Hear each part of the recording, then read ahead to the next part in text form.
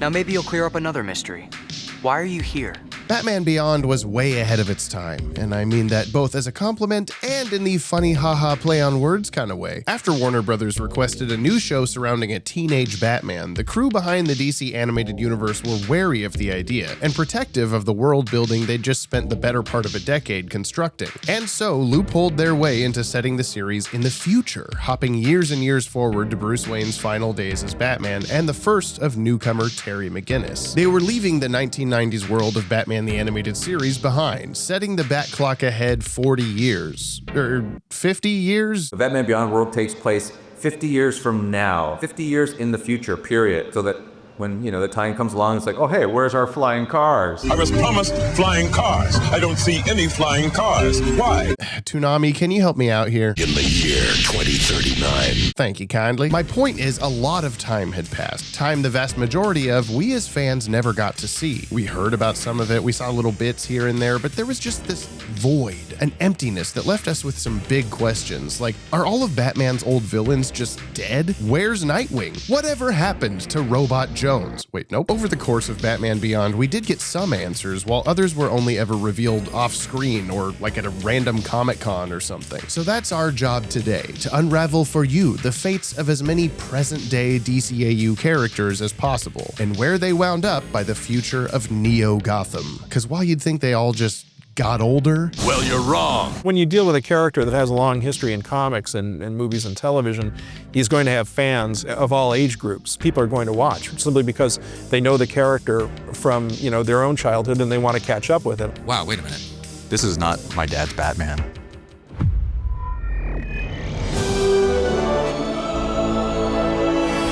As much as we can look back on Batman Beyond today and pluck out the little continuity nods here and there, the people actually making the show had very little interest in putting stuff like that in to begin with. We were leaping over like half of Bruce Wayne's life, and as much as Kids WB wished for them to fill her up with immediately recognizable characters, the crew initially had basically zero desire to do so, wanting to make something fresh and unique with Batman Beyond. When we started talking about this show, we didn't want to do too much continuity-wise with Bruce Wayne to connect him directly to the old show. We wanted the show to be much more about Terry. We had to have that conversation with the writers quite often because they were just pitching Batman the Animated Series stories that were set in the future. It was like, no, this is not Batman the Animated Series, this is a completely different show. What we tried to avoid was the trap of saying, here's Joker 2000, here's Two-Face 2000. It was really about trying to get writers to think differently. Let's think of something new so we don't fall into the traps of trying to come up with, Penguin Jr. Poison Ivy Beyond and Two-Face Beyond. Joker Beyond and Two-Face Beyond and all that. Two-Face's children, his twins. Joker Beyond and Two-Face Beyond. Not just be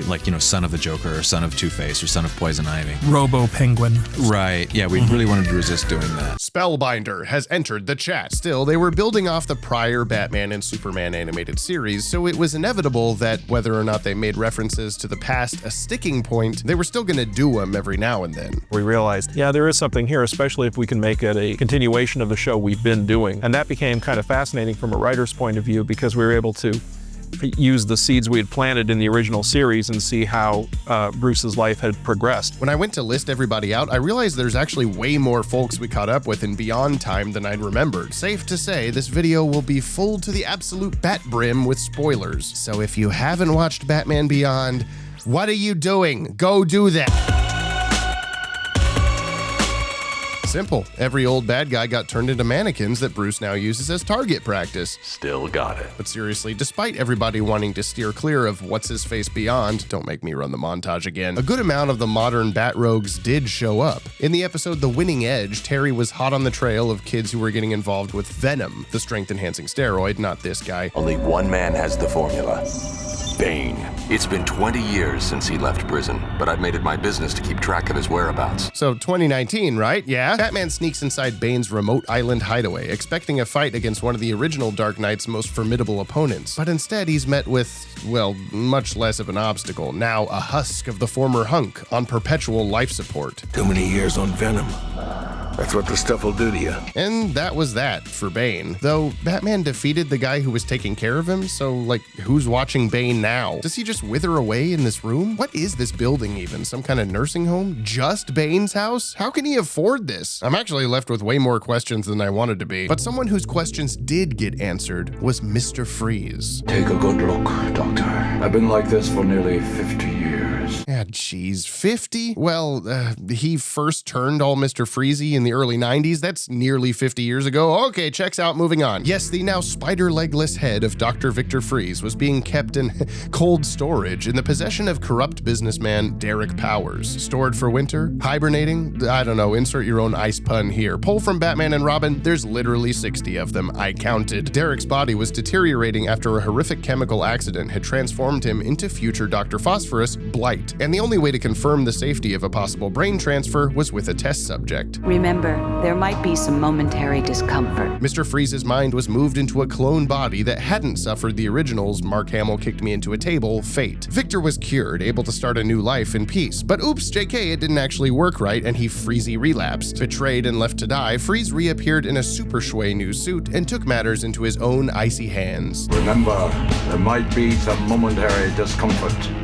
In the end, Mr. Freeze brought the whole building down, destroying the facility and, theoretically, himself. That was the last we saw of Freeze in the shows, but we did get a few more blanks filled in by the Batman Adventures comic in the early 2000s, which reunited him with his wife, Nora. And in an alternate version of one of the issues that was never produced, we even would have seen how the Powers family came into possession of Mr. Freeze's head. Believe me, you're the only one who cares. Speaking of brain swapping, here's an unsettling one for you. But it's weird that it happened twice, right? Once Batman Beyond had developed its own footing, the crew felt much more comfortable bringing back old foes for one last go-around, and we got the return of Ra's al Ghul.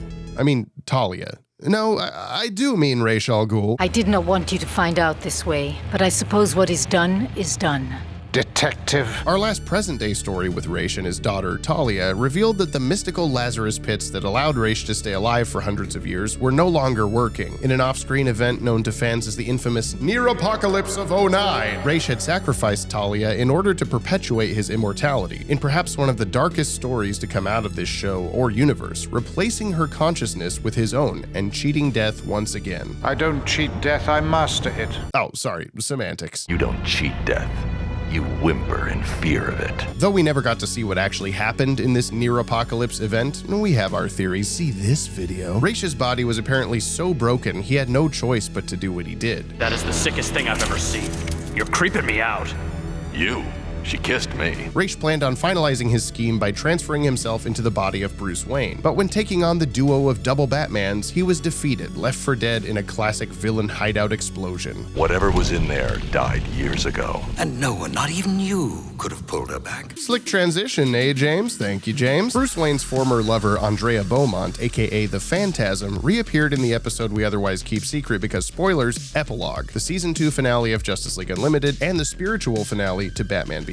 In the years following the original Phantasm film, we'd gotten sporadic appearances of her in the DCAU tie-in comics, where she continued the life of an assassin, becoming a member of Black Mask's False Face Society. This Grim Reaper for Hire gig is also where we found her in Epilogue. Cadmus head Amanda Waller tasked Andrea with killing Terry McGinnis's parents, years before Bruce and Terry would ever meet. But even with all the Chucky Sauls and Buzz Bronskis and whoever else under her non-existent belt, she just couldn't bring herself to do it, refusing to carry out Waller's orders. Adjacent to this episode, we also nearly got an answer for Catwoman. Let me tell you about a woman named Selina Kyle. When the Return of the Joker movie came out, yes, we'll be hitting him soon enough. The Tim boys were already planning a sequel. If the movie sold well, which it didn't. This second direct-to-video Batman Beyond film would have involved Selina Kyle, Catwoman, heading the elaborate scientific project that was the central plot of the Epilogue episode. I'm being secretive about it because, well, hashtag keep Epilogue a secret, don't spoil it, let people discover it for themselves, damn it. But this scrapped film would have brought back an elderly Selina, described by Bruce Timm as because what if Anne Bancroft was Catwoman in her prime? However, because Return of the Joker performed poorly and was split across two different versions of itself, another video of ours you should definitely watch later, the crew instead reused this idea for JLU, which wound up working out much smoother anyway. Then Catwoman became Amanda Waller, and we never leave anything on the table. Eventually we get back around to it. In the words of Mr. Tucker there, Epilogue acted as sort of the Amanda Waller version of the autobiography of Miss Jane Pittman, giving us a play-by-play of various monumental moments in her later life. Did you know I was the government liaison with the Justice League for a while? Eventually, she used her connections at Cadmus to... Well, okay, have you seen Epilogue, person watching this video? If you haven't, seriously, go watch it and then come back, because I don't want you or anyone else finding out this way, but Amanda Waller cloned Bruce Wayne to create Terry McGinnis. There, I said it. You're not Bruce's clone. You're his son. Sorry, semantics. Keep the canceled Catwoman version in mind, because we'll be coming back to it. And sooner than you think. But I'd be remiss if I didn't mention another Cadmus-related guy, Robert Vance. Bob Vance, Vance Refrigeration. I know we've made that joke before, but it's too good to pass up. We don't meet the Vance family until Batman Beyond, that being the old Robert Vance who becomes a spooky spyware skull, and Bobby Vance, his human grandson. But we did get another Vance, simply called... Vance, in the JLU episode Task Force X, who helps the Suicide Squad infiltrate the Watchtower. How did you know Vance was the inside man? He was the only one on the tower whose mind I couldn't read. Retroactively connecting this super minor Justice League character to the Beyond world was something that nobody realized they needed, but hey, that's Dwayne McDuffie for you. Then of course, there's the big ones, the Joker and Harley Quinn. Put in company! Joker was hinted at a couple times in Batman Beyond, but we never got a full explanation. Bruce said he was dead. And? That's it. I know there's more. I like that there was a Joker wanted poster, as if like they never caught him. Yeah, and that you need to see his face. You can't remember his face. Yeah. Be on the lookout for this man. This man. Yeah. As it turned out, and again, major spoilers here, Joker and Harley had kidnapped Robin, Tim Drake, torturing and mangling him into Joker Jr., a twisted, sick scheme that brought the Dark Knight and Clown Prince of Crime to their final confrontation. In the chaos, Batman lay limp in Joker's grasp, who instructed little JJ to finish off the hero once and for all. But in a momentary breakthrough, Tim instead shot and killed the Joker. That's not funny. That's not... Or he made Joker slip in a puddle and electrocute himself, if you're watching the version for babies. Decades later, in Terry's era as Batman, Joker re-emerged, revealed to have implanted a digital duplicate of himself in Robin's body, essentially reincarnating through the middle-aged Tim Drake. Were you killed? Sadly, yes.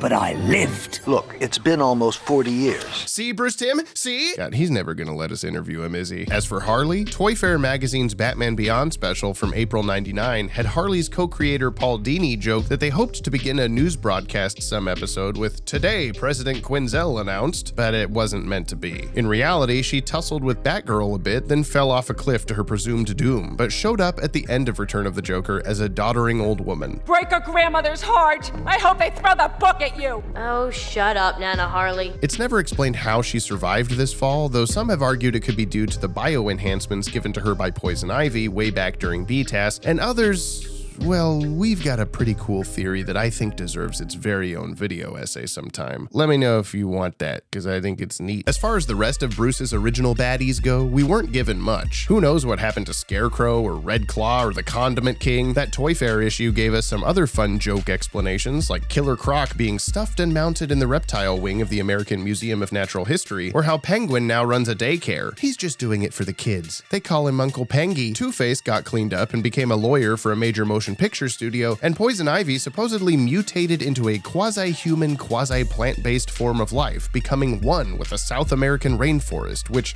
yeah, okay, I buy that completely. Cannon! Even Mad Hatter got his due, now running a men's clothing store with his close personal friend, the Riddler. Oh my god, they were roommates. Except... we actually do know what happened to ol' Eddie. At a Comic-Con in Portland, Oregon, I chatted up Batman Adventures writer Dan Slott for a bit, where he told me of the proposed final issue of his canceled comic series that would have revealed the Riddler's fate. When Terry asks Bruce about what happened, the old man clams up like it's a super touchy subject, embarrassed that he'd ultimately been bested by the Riddler, who had managed to raid a vault and make off with millions of dollars, then erasing all record of his identity. Riddler's fake death death even came with a gravestone that read question mark to question mark. Old security camera footage would show Bruce basically losing his shit, furious that Edward had pulled off the ultimate riddle. Somebody tell me how he did it! However, Terry uses future tech to decrypt the footage and reveal that Riddler never even stole that money, he destroyed it. At the end of the issue, an elderly Edward Nygma stands by his own empty grave, then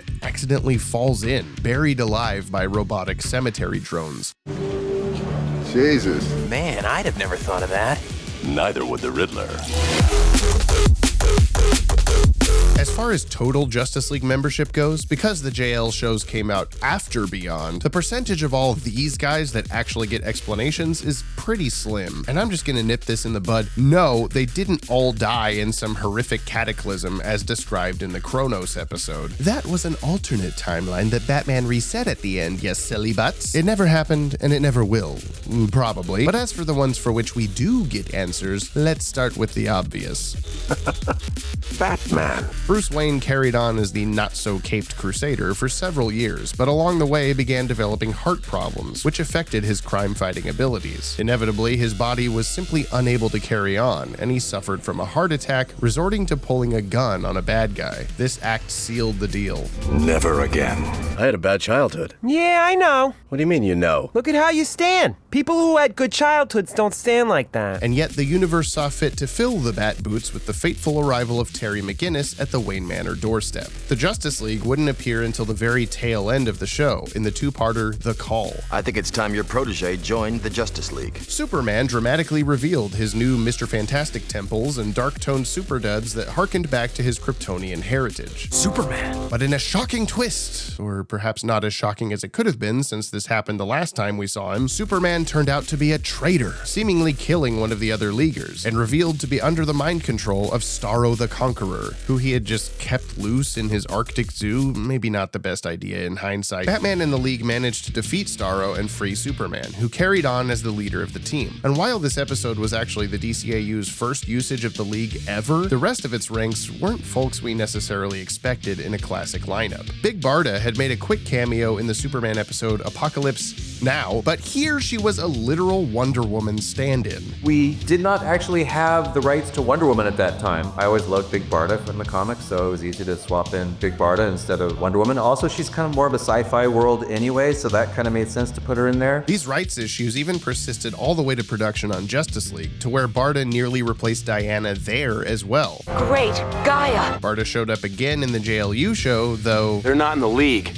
I'm sure of it. But eventually, I guess she made the cut. For the rest of the JL of the past, their whereabouts are pretty vague. Etrigan the Demon appeared in a couple issues of the Batman Beyond tie-in comic, which we discussed in detail in our Halloween video a couple years ago, his human host Jason Blood being as youthful as ever, and even bringing in a sort of protege of his own, Kyle. The actual Wonder Woman did get a mention in a Static Shock crossover. We must have gotten one of yours. Who was it?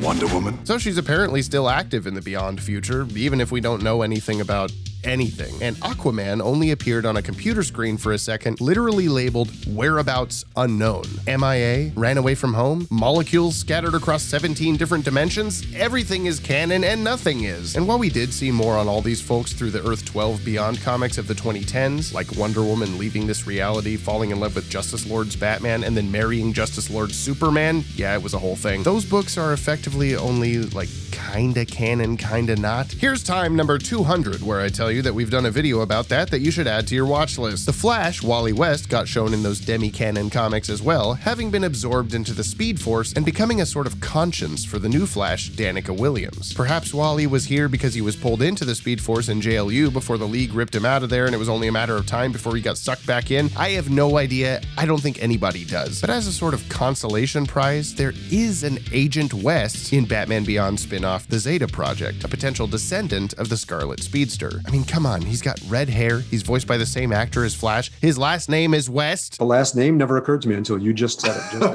Can you officially canonize it right now? That's it.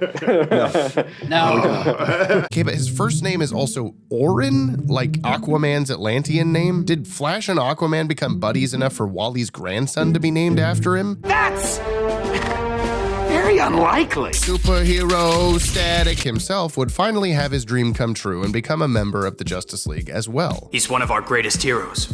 Someone with the power to change the world. He's you, Virgil. Static met his older self in that Future Shock crossover, where an accident with a freaky time travel chair made it so he hopscotched over 40 years. Did I hear 40? In JLU's time travel episode, The Once and Future Thing, Static is still on the team in a subjectively better costume and a bit older. 65 is the new 30. And his crime-fighting partner, Gear, was also still an active hero by Terry's time as Batman, often taking part in covert missions. What happened to you? Damn, boy, he's thick! This episode also revealed that Virgil was a pops himself. I have a son? Yeah, you do. We didn't learn anything more about that, but Dwayne McDuffie's Milestone Forever comic in 2010 gave us a peek into Static's mainline continuity future, where he was married to his old classmate Frida and had 2 children, Larry and Sadie, both also superhero gifted. Other legacy heroes besides Batman made their way into the Future League, like Cairo, an 8-year-old Tibetan boy who is this era's Green Lantern. We don't know what became of Kyle Rayner, John Stewart, or any of the rest, but Rex Stewart, aka Warhawk, fills our final hero hole. Phrasing. Shut up! While Warhawk appeared in Beyond as a Hawkman stand-in, his lore was expanded in JLU, revealing him to be the future son of John Stewart and Your mother. Who is she? Kind of obvious, don't you think? He was named Rex in honor of John's longtime friend Rex Mason, Metamorpho, an actual best buds situation that makes sense, but neither show ever revealed the future fate of Shiera. Maybe she finally got that peaceful exit she always wanted. Although to be fair, if I'd laid an egg that size... He's kidding, Dad. The last group to cover here, and perhaps the most integral, is the Bat Family. Now, this can extend as far as you want. You could include the original Commissioner Gordon, who we get a glimpse of on a desk at the police station, and who we know was made aware of Joker's death. Lucius Fox gets pulled in via his own eventual company, Foxteca, which also name drops his son. Why, Lucius Jr. was still vice president when I took over. You could even stretch to include Kairi Tanaga, a student of the same Japanese sensei as Bruce Wayne, who appeared back in BTAS's Day of the Samurai, then returned in Batman Beyond's Curse of the Cobra, taking Terry McGinnis under her tutelage. I like it when we can tie things together like that. It makes the world feel so much more real. And I always find it funny then going back and watching that very serious, very rooted in reality, grounded Batman episode and going, that girl is going to die in an explosion on a spaceship full of dinosaurs. You could even go as far as to include this person right here, the winner of our latest giveaway. They entered by answering last video's question of the day in the comments, which is all that you have to do to win this video's giveaway. If this is you, check your original comment for a reply from us on what to do next. Also, we do a podcast every week called Jump on the Bat-Wagon, where I'm showing my buddy Brian the entire DCAU for his very first time. And we're on Batman Beyond right now, so come check it out. It's fun and funny and good. Batman Beyond now continues. But aside from folks with bat ears on their heads, the closest that would count as an actual family member was, of course, Bruce's faithful butler and friend, Alfred Pennyworth. I dive at your bottom. I bloody well ought to, sir. If only I could figure out how he made those little tea cakes. Crumpets. Right, crumpets. Alfred only got a couple of throwaway references in Batman Beyond, but I mean, we all know, right? We all get it. Old man was old in 1999. I don't think he made it another 40 years. We didn't want to ever say that Alfred had died, so we were just like... He's really, really old in the back room. Yeah, exactly. In the months leading up to Batman Beyond's premiere, Bruce Timm stated, in terms of avoiding bringing back old faces, we avoided that trap as well as dealing with all the supporting characters. Bruce Wayne could have imported Alfred's memory into the computer, and that's how Alfred survives. Master Robin, we have company. So while they apparently could have gone the route that Batman and Robin took, I'm glad they didn't. Suit me up, Uncle Alfred. But I know what you're really after. In terms of Batman's costumed partners in anti-crime... Hey, what happened? That's when I convinced you to form an inseparable bond of anti-villainy. Well, after some scenes of young Barbara Gordon working at the police station and a hint in the BTAS comics that she'd been studying criminology, she straight up became the new Commissioner Gordon for Batman Beyond. Even down to the brown trench coat. The Commissioner Gordon thing just seemed like a natural. I said, okay, fine, if we have to have a police commissioner, make it Barbara. Why not? We started filling in the backstory about what happened between her and Bruce in the past, and it was just an interesting way to go with the character, and a way of coming up with a Commissioner Gordon who deals with Batman completely differently than the old one did, where they're much more antagonistic. As hinted at there, we also got the reveal that she and Bruce had become, well, much closer than we'd seen before, sometime in the big gap between shows. I chose to stay behind with Bruce. As his partner. His girlfriend? Whoa. There wasn't much of a follow-up to this other than those Earth 12 comics, which will just slide right under the rug. And even when we did flashback to those present-day days, there wasn't so much as a knowing smile. Not that there was really time for one. They had bigger things to deal with. Like, you know. Young Robin's makeover. As Barbara explains to Terry, after that fateful night, Tim was put into rehabilitation with Wayne family friend Dr. Leslie Tompkins. After a year, Tim managed to work through it, though Batman forbade him from ever putting on the Robin suit again. I check up on Tim now and then. He's a top-level communications engineer, married, couple kids. Married to Stephanie Brown? Return of the Joker really did turn a lot of question marks into exclamation marks, but even it didn't have time for one particular mullet-haired circus boy. Look up Nightwing someday, because he got stories. But what if I told you, after all these years of wondering, I actually kinda have an answer for you? I'm only going to ask once. Where's Nightwing? But before we get to that, let's do a quick speed run of folks who ultimately may never get a resolution. Sorry, Zeta, that doesn't include you, but we'll get you your tie-in comic finale. I know it. Then we'll find out what happened to Robot Joe. An elderly Lois Lane was originally going to appear in The Call momentarily, under the hospice care of her husband, Superman. But probably for the better, the writers decided against showing Lois in such a state. Hopefully she at least found out Superman is Clark Kent at some point, the poor thing. John Jones got his happy ending by the finale of JLU, relinquished of his League responsibilities. Per the fantastic follow-up comic, Justice League Infinity, Jean spent his days traveling the world, learning human culture, then wound up heading off to Apokolips to act as a peace ambassador. The power struggle must continue here. Who knows if he's still there by the 2040s or if he's gone? I mean, like somewhere else in space. Not being dead, but maybe he's dead. He can live a long time. He's probably not dead. I hope he's not dead. Kirk Langstrom, the Man-Bat, had further B-Test comic stories where he seemingly died in a fire while fighting other splicers, but reappeared later hiding out in the Batcave, stuck as Man-Bat for so long that he could now speak in broken English, like a sort of smart Hulk situation. He flew off into the night muttering, "You not see me again."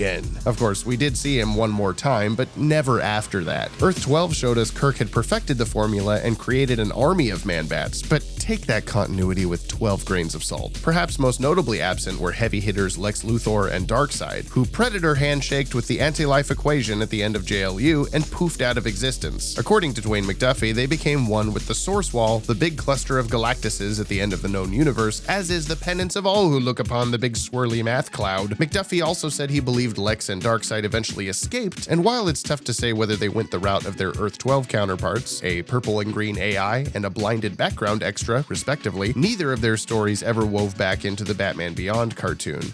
Probably because it was made several years before any of that other shit would be written, but you know. Everything's relative. And last but definitely not least for this entire video is Dick. Of course, they're going to be mad that we didn't explain what happened to Nightwing.